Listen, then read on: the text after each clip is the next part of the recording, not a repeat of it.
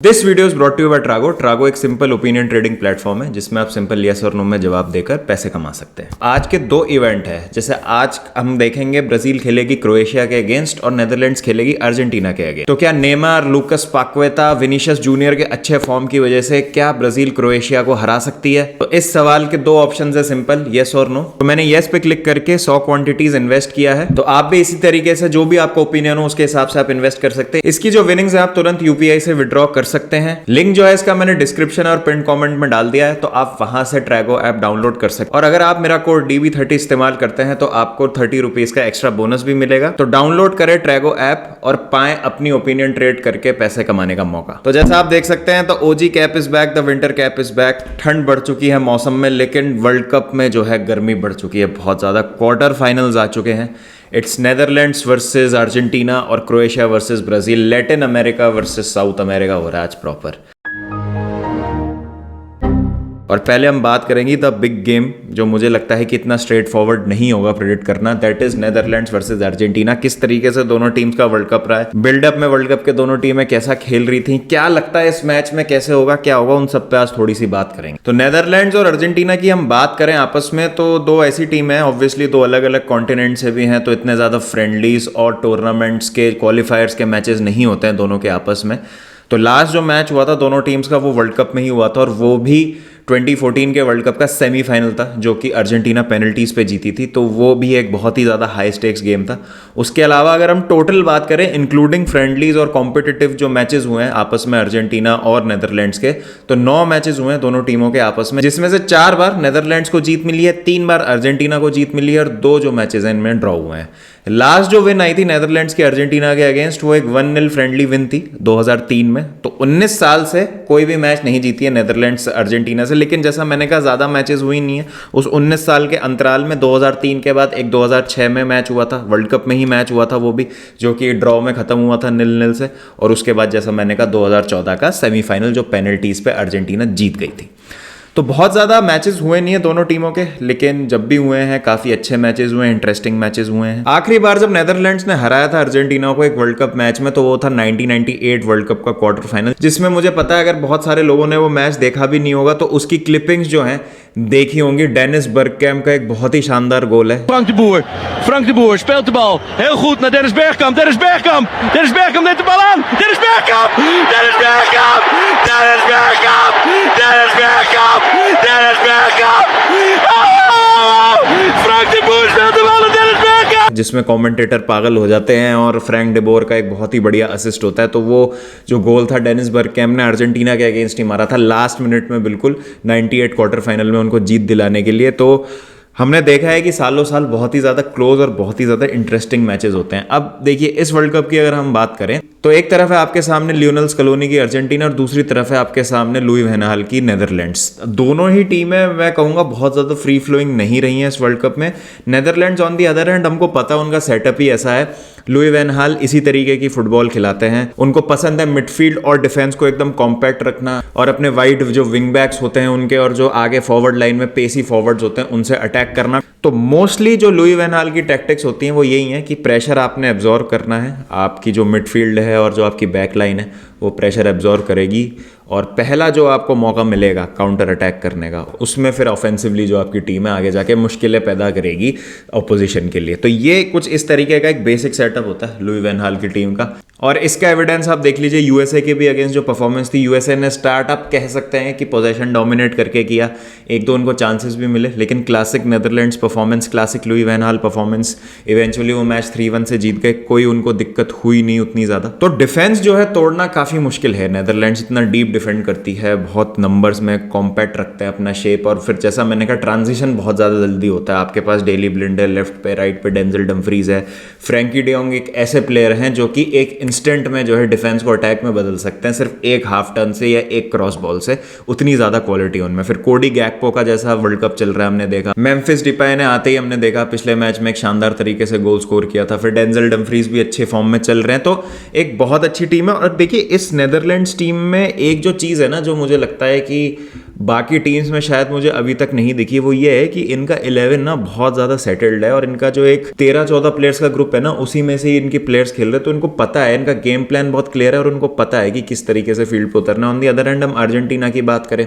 तो उन्होंने काफ़ी टिंकर किया अपनी फ्रंट लाइन के कॉम्बिनेशन से। कभी पापू गोमेज खेलते हैं, कभी लुतारो मार्टिनेज खेलते हैं, कभी जूलियन अल्वारेस को हमको देखने को मिला है कि वो खेले हैं। फिर मिडफील्ड में उन्होंने काफ़ी टिंकर किया है, लिएंड्रो पेरेदेस से लेके गीडो रॉड्रिगेज तक, मैकलिस्टर से लेके एंजो फर्नांडिस तक, तो बहुत मतलब कॉम्बिनेशंस काफ़ी चेंज कर रहे हैं अर्जेंटीना ने। लेकिन फाइनली एक दो मैचेस से दिख रहा है कि शायद ये कॉम्बिनेशन है जो उनको समझ आ गया है कि क्या हो सकता है। तो अर्जेंटीना को भी फाइनली समझ आ गया है कि क्या सिस्टम है जो उनको सूट करता है और किस तरीके से जो है वो अप्रोच कर सकते हैं इस गेम को। लेकिन मुझे लगता है कि नेदरलैंड्स उस मामले में ज्यादा सेटल्ड है। अब देखिए एक बात जो है, अर्जेंटीना को क्या पसंद है, नंबर्स क्रिएट करना मिडफील्ड में, अपनी सुपीरियरिटी क्रिएट करना, डोमिनेट करना पोजीशन को और क्विक पासिंग करके इन बिहाइंड्स निकालना बैक लाइन के अपोजिशन की, जो ये नेदरलैंड्स टीम करने नहीं देगी। तो मुझे लगता है कि बहुत ज़्यादा इजी तो नहीं होगा नेदरलैंड्स के अगेंस्ट स्कोर करना, और ऑन दी अदर हैंड आपको बहुत ज़्यादा वेरी रहना पड़ेगा क्योंकि आपके जो फुल बैक्स होंगे आज उनका प्रॉपर टेस्ट होगा, चाहे वो मोलिना होते हैं, मोन्टियल होते हैं, इधर अकूनिया होते हैं, ताग्लियाफिको होते हैं।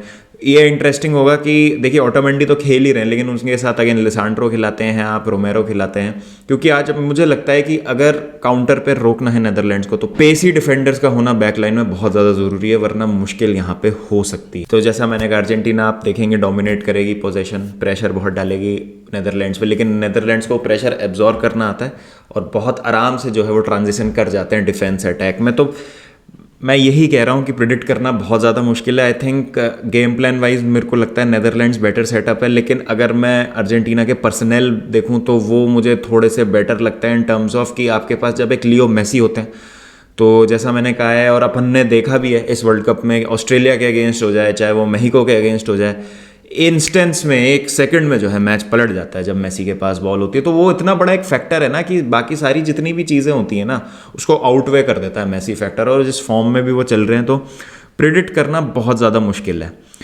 तो क्या लगता है मुझे इस मैच में क्या होगा अगर मैं प्रिडिक्शंस की बात करूँ तो जैसा मैंने कहा, मैच मेरे को लगता नहीं है on the balance of play की बहुत ज़्यादा यहाँ पे गोल्स होंगे, बिकॉज ऑब्वियसली क्वार्टर फाइनल्स है।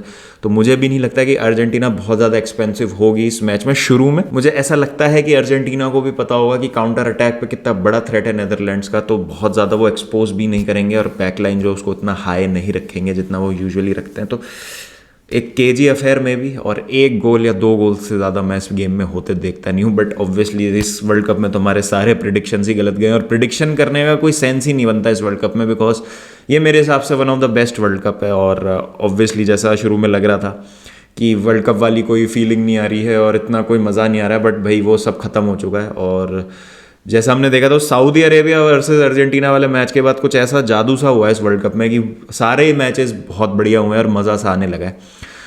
तो प्रिडिक्शंस की अगर मैं बात करूं तो यार नेदरलैंड्स ना, अगर आप हिस्टोरिकली देखें ना, अब चाहे अनलकी बोल लीजिए आप, चाहे वो नर्व होल्ड करने वाली बात होती है सही मोमेंट पे वो नहीं कर पाते, या जो मर्जी आप बोल लें वो नहीं किसी भी तरीके से है ना वो जीत पा रहे हैं वर्ल्ड कप। वो आप देख सकते हैं 3 वर्ल्ड कप के वो फाइनल हारे हैं, 1974, 1978 और 2010, जिसमें से 1978 वर्ल्ड कप का फाइनल तो वो अर्जेंटीना के अगेंस्ट ही हारे। उसके बाद सबसे ज़्यादा सेमीफाइनल्स और फाइनल्स खेलने वाली टीम है बिना वर्ल्ड कप जीते नेदरलैंड्स। पहुंच जाती है नेदरलैंड सेमीफाइनल में कई बार और बहुत बड़ी आराम से भी पहुंच जाती है। जैसे हमने 1998 वाले वर्ल्ड कप की बात करी है, वहाँ पे वो ब्राज़ील से पेनल्टीज़ में हारे थे, वो डेनिस बर्गकैम्प ने जब गोल मारा था। फिर 2014 में फिर अर्जेंटीना से पेनल्टीज़ पे हार गए। तो मुझे लग रहा है कि शायद ये नेदरलैंड्स का साल हो सकता है। Not the best squads obviously, इससे बेहतर स्क्वाड्स रहे हैं नेदरलैंड्स के पास में जब जब उन्होंने वर्ल्ड कप खेला है। बट यहाँ पर क्या है, मैं लुई वैन हाल को थोड़ा सा बैक कर रहा हूँ। उनको पता है कि किस तरीके से रिजल्ट्स निकाले जाते हैं, किस तरीके से जो है एक प्रैग्मेटिक फुटबॉल खिला के टीम को जिताया जाता है। नथिंग अगेंस्ट अर्जेंटीना, जैसा मैंने कहा, एक मेसी मोमेंट और चीज़ें जो हैं वो हो सकती हैं उनके फेवर में, कोई बात नहीं। बट जैसे गट फीलिंग आ रही है कि यार शायद नेदरलैंड्स आज का मैच निकाल लेगी।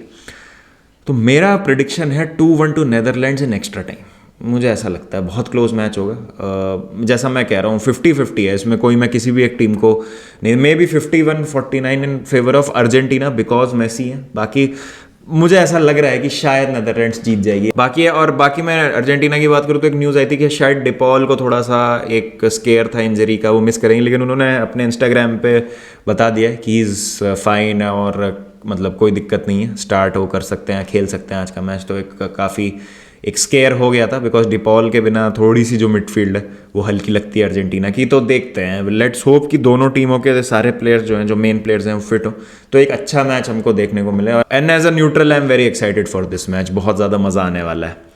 अब बात करते हैं क्रोएशिया वर्सेस ब्राज़ील की। तो देखिए, ब्राज़ील और क्रोएशिया का रिकॉर्ड बहुत ही एक तरफा है। ब्राज़ील आज तक एक भी मैच नहीं हारी है क्रोएशिया से। 4 मैचेस दोनों ने खेले हैं, जिसमें से 3 ब्राज़ील जीती है और 1 ड्रॉ हुआ है। तो बहुत ज़्यादा यहाँ पे क्रोएशिया ने कुछ हिस्टोरिकली ब्राज़ील के अगेंस्ट अच्छा परफॉर्म किया नहीं है। और अगर हम अभी देखें दोनों टीम्स का फॉर्म, तो क्रोएशिया देखिए क्वार्टर फाइनल्स में आ गए हैं, अच्छा खेल के हैं, लेकिन अगेन कन्विंसिंग नहीं रहे हैं। वो बेल्जियम के अगेंस्ट, मुझे लगता है पर्सनली कि बेल्जियम को वो मैच जीतना चाहिए था। अगर लुकाकू की जगह कोई भी एक उस दिन डिसेंट स्ट्राइकर होता बेल्जियम के पास, तो बेल्जियम नॉकआउट में होती क्रोएशिया के जगह। वो उसके बाद हरा पाते, नहीं हरा पाते जापान को, वो बात अलग है, लेकिन जापान ने भी खासा दिक्कतें दी थी क्रोएशिया को। और हमने देखा है कि जब विंग्स पे पेस होता है तो बहुत ज़्यादा प्रॉब्लम्स होती हैं। और इस ब्राज़ील की टीम में पेस ही पेस है, विनीशियस, नेमार, रिचार्लिसन, रफीनिया। वो हमने साउथ कोरिया वाले मैच में देखा कि ब्राज़ील क्या कर रही है। और मिडफील्ड भी ऑल्दो अच्छी है, ब्रोजोविच है, मॉड्रिच है, कोवाचिच है, लेकिन पाक्वेता और कैसेमीरो का जो डबल पिवट है वो कुछ अलग ही लेवल पे ऑपरेट कर रहा है इस समय। तो मुझे नहीं लगता है कि Croatia, unless they do something absolutely out of this world, वो ब्राज़ील को आज हरा सकता है। तो मेरा एक प्रिडिक्शन रहेगा straight forward 2-0 win for Brazil.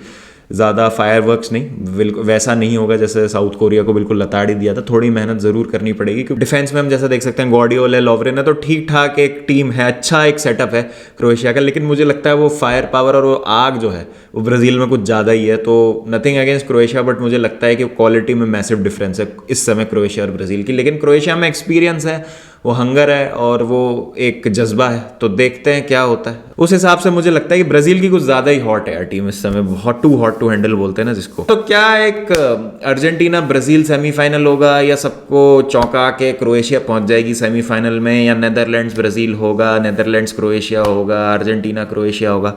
जो भी है आपके थॉट्स मुझे बताएं, and specially about the Netherlands and Argentina game. आपको क्या लगता है उस मैच में क्या होने वाला है? क्योंकि मैं बहुत ज़्यादा एक्साइटेड हूँ और बहुत ही ज़्यादा मज़ा आने वाला है। फिर कल जो है बाकी 2 सेमीफाइनल्स की बात करेंगे, इंग्लैंड फ्रांस और पोर्चुगल वर्सेस मोरक्को। तो देखते हैं उन दोनों मैचेस में भी क्या होता है। वर्ल्ड कप फाइनल काफ़ी नज़दीक आ चुका है, 9 तारीख आज हो गई है, 9 दिन बाद वर्ल्ड कप का फाइनल भी है।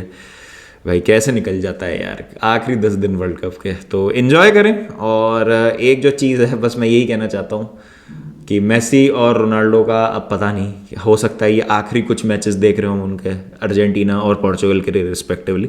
तो इन्जॉय करें, इन मोमेंट्स को सेवर करें, और मतलब कुल मिला के have fun. The objective of the world cup and football is to have fun. तो देखते हैं आगे क्या होता है। चलिए गाइस, फिर मिलते हैं शाम को डिस्कशन के साथ इन मैचेस के। जब तक ध्यान रखें अपना, टेक केयर एंड पीस।